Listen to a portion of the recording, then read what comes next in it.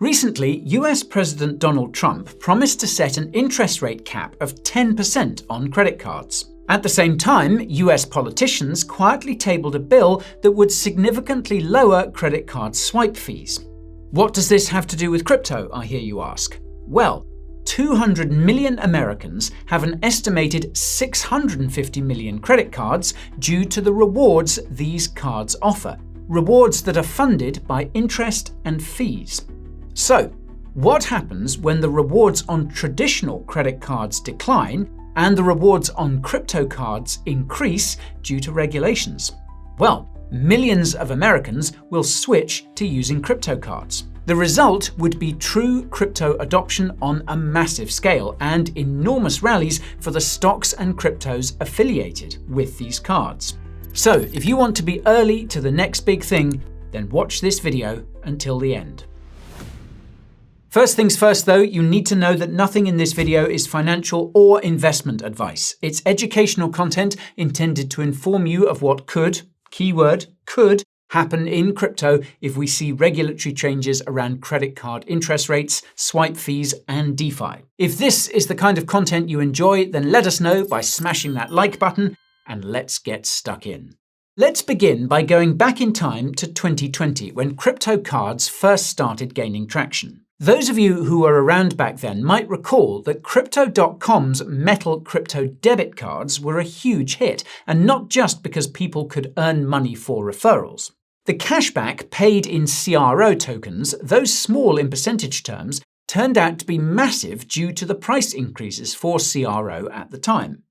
To use an anecdote, one member of the Coin Bureau team was getting what amounted to 20 to 30% cashback on groceries for months, thanks to the CRO token cashback and the rising value of the token.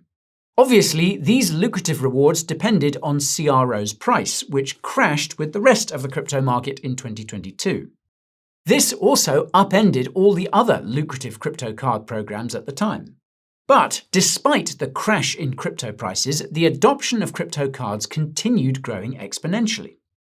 For context, there were only around 1 million crypto card holders in 2020. At the end of 2025, there were as many as 15 million. And it's estimated that by the end of 2026, there will be as many as 20 million crypto card holders. In other words, 15 to 20x growth in 5 to 6 years, which is truly exponential. To put things into perspective, there are around 30 billion credit cards and debit cards globally, which is mind-boggling. On the one hand, this means there's still a lot of room for crypto cards to grow.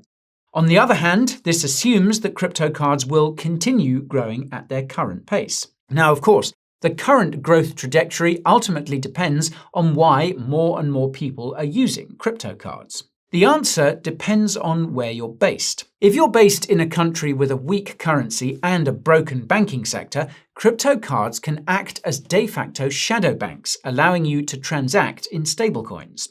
So it should come as no surprise then that 60 to 80% of crypto cards have been issued to people in these kinds of countries, with the remainder issued in countries like the US and the UK. For crypto card holders in countries like the US and UK, the reason why they use crypto cards is because of the rewards, which are still lucrative despite the drawdown in the crypto market in recent months.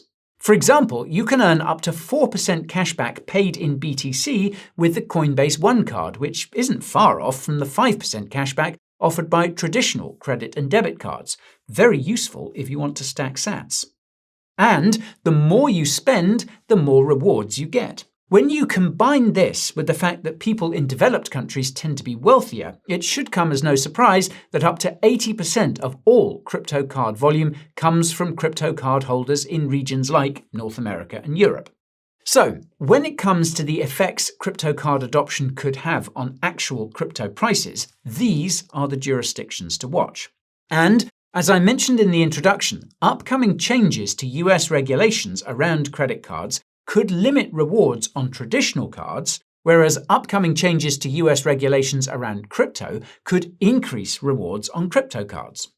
This would result in the mass adoption of crypto in the highest value jurisdiction, which could be rocket fuel for the tokens affiliated with the most popular crypto cards. But Before we get into that, you need to know about the new and improved Coin Bureau Telegram channel. We recently plugged it into some of the best APIs to give you important crypto updates in real time, allowing you to stay on top of the market without having to doom scroll on X. So, if that sounds useful, then join the Coin Bureau Telegram channel using the link below or the QR code on the screen.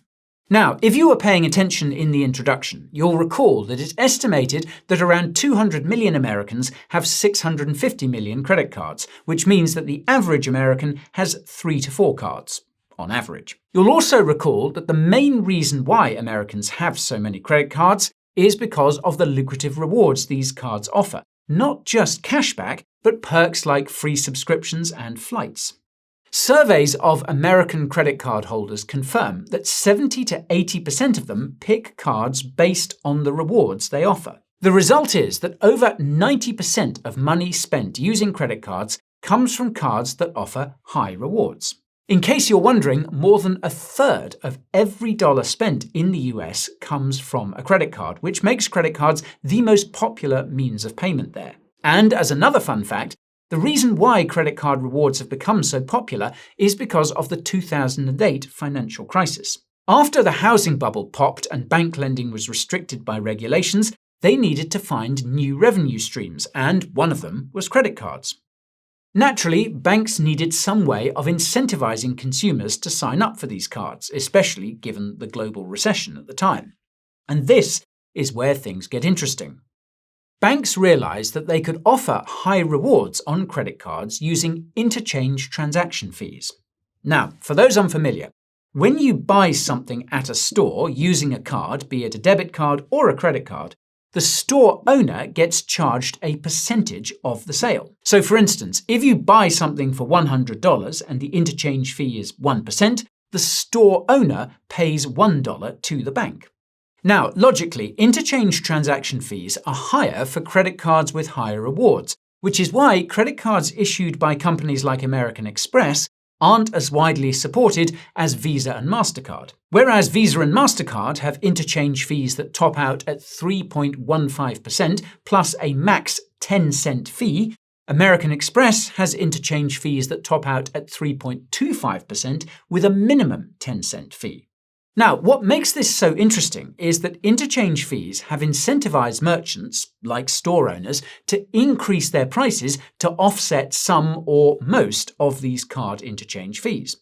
So, something that would normally cost $100 costs $104 to offset the 3.25% fee plus additional fees. So, the result is that people who pay with cash or cards with lower interchange fees are the ones footing the bill. Just think about it.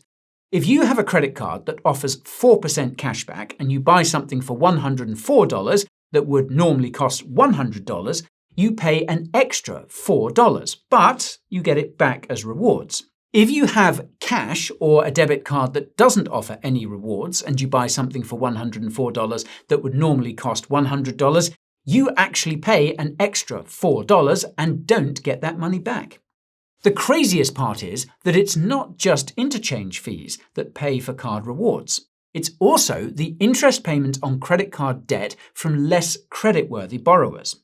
Now, these less creditworthy borrowers are referred to as revolvers, and they're the ones who pay over 20% on their credit card debts on average.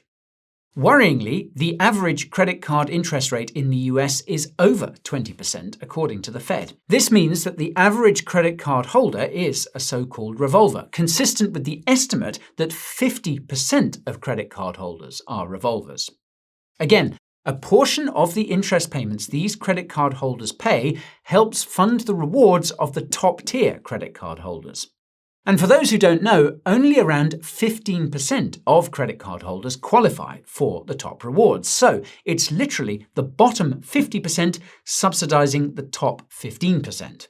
Now, if you can feel populism pumping through your veins at this point, you're not alone. These credit card dynamics have been the subject of scrutiny for years, with dozens of US politicians trying and failing to pass bills to limit interchange fees or the amount of interest that can be charged on credit card debt. The EU actually succeeded in limiting interchange fees back in 2014, and the result was predictable. Credit card rewards collapsed. Reduced card rewards not only resulted in less credit card adoption, but less credit card usage and less spending. Now, this is a problem when you're dealing with an economy that's driven mostly by consumption, which is the case in both the EU and the US. Proponents of the current credit card setup in the US argued that reducing fees or limiting interest would result in less of the spending, which keeps the US economy going. This begs the question of whether Trump's recent policy to cap credit card interest rates at 10% or the recent bipartisan bill to lower interchange fees will succeed. The answer is complicated. In theory, Congress could easily pass these laws simply because they would be incredibly popular with the average American. In practice, many US politicians are lobbied by banks, which makes passing such laws harder. As you might have guessed, 60 to 70% of bank revenue from credit cards comes from the high interest rates that credit card borrowers pay, with most of the remaining 30 to 40% coming from interchange fees. So, capping interest rates would limit bank profitability, whereas reducing interchange fees would cause credit card rewards to fall, resulting in less credit card adoption, less usage, and less spending, as previously noted. However, this assumes that 100% of interchange fees go towards rewards, which actually isn't the case. A portion of interchange fees go to the bank as profit. Lowering these profits could theoretically result in higher rewards and more credit card adoption. Similarly, capping interest rates would theoretically result in more borrowing overall, or at least in less money being spent into the real economy instead of debt. There are many theoretical scenarios we can give here, but the fact of the matter is that banks aren't going to comply with limiting interest rates unless they're compelled to by law, and will also be against lowering interchange fees since they would disrupt the credit card adoption flywheel. If push came to shove, however, interchange fees would be the first on the chopping block, with interest rates not far behind. With rising populism on both the left and the right, and consensus among all populists that credit card interest rates and fees are excessive, it's likely that we will see restrictions on both at some point. If it doesn't happen under Trump, it will happen under the next president, and the chances of it happening will only go higher as credit card debts and interest rates continue climbing, as they have in recent years. So, this finally brings us to the crypto side of the equation. As we've learned, most card rewards are paid for using interchange fees, and this applies to crypto cards as well, even though most of them are debit cards. The difference is that crypto cards can offer additional rewards that regular cards can't, such as token rewards that are small in percentage terms but large in real terms when crypto prices are rising. This ability for additional rewards is an inherent advantage that crypto cards have, and it's one that's likely to result in additional adoption regardless of what happens with traditional card rewards.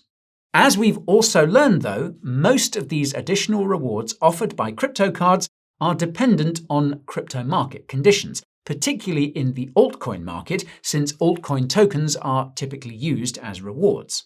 As we've seen in this cycle, altcoins have underperformed, and they're likely to continue underperforming as investing in crypto indices becomes common and more of the new flows go into the largest cryptos by market cap as a result.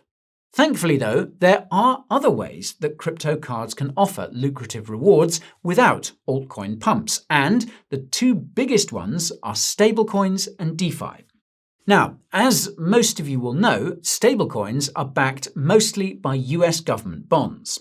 These bonds pay a yield, currently around 4%, which isn't a lot if you have a few $100s, but is a lot when you have hundreds of billions of dollars, as some stablecoin issuers do. Newsflash, but a portion of these US bond yields could be used to offer higher rewards on crypto cards that leverage stablecoins. The only reason why this hasn't happened yet is because of regulations. As some of you might have heard, one of the reasons why politicians have been struggling to pass the Clarity Act is because of disagreements over whether to allow stablecoin yields to be passed on to stablecoin holders. Right now, all the yield goes to stablecoin issuers, which is good news at first glance because it means more profits. Upon closer inspection, however, you realize that if stablecoin issuers were able to pass on a portion of the yield on stablecoin reserves to stablecoin holders, they would be able to do things like, well, offer crypto cards that have much higher rewards due to this extra yield. This would result in more adoption of these crypto cards, more adoption of the stablecoins they support, and thus bigger profits for the issuers. And can you guess who's been pushing back against allowing yield on stablecoins? That's right, the big banks. Officially, it's because it could destabilize the financial system, since most people would opt to, say, use a crypto card instead of a card issued by, say, JP Morgan, draining bank reserves and increasing financial instability. Unofficially, though, it's because they don't want competition, which would naturally lower their profits. Thankfully, though, there are other ways that stablecoins can earn yield, and one of these is DeFi lending. Believe it or not, but you can currently earn around 3.5% lending USDC on Coinbase, which is presumably the maximum you could earn if stablecoin issuers were allowed to pass on reserve yields to holders. The difference with DeFi lending, though, is that the yield is much more variable and depends on market conditions. When demand for borrowing in DeFi is high, yield for lending USDC can be as high as 10% or more. The fact that yields for lending USDC are still hovering around 3.5%, despite these suboptimal crypto market conditions, suggests that this yield is close to the floor, near the lowest level it will likely go. Now, this is fascinating because it suggests that there's persistent demand for borrowing USDC coming from somewhere. As far as we can tell, the answer here is Bitcoin holders. The more that people hodl BTC, the more they want to borrow against it instead of selling it. Evidence for this can be seen in the fact that the total value locked on DeFi protocols like Morpho has continued rising, even while crypto prices have continued falling. Borrowing against BTC seems to be a new trend, and one that continues regardless of crypto prices. And so long as this trend continues, DeFi yields on USDC will continue to hover somewhere around the 3.5% level, making it possible to integrate this additional yield into crypto cards. Given that interchange fees are also in the 3% range, this means that crypto cards offering rewards derived from DeFi yields could theoretically offer double the rewards that traditional cards do, leading to lots of adoption. There's just one small problem, though, and that's something I noted a few moments ago. Most crypto cards are debit cards.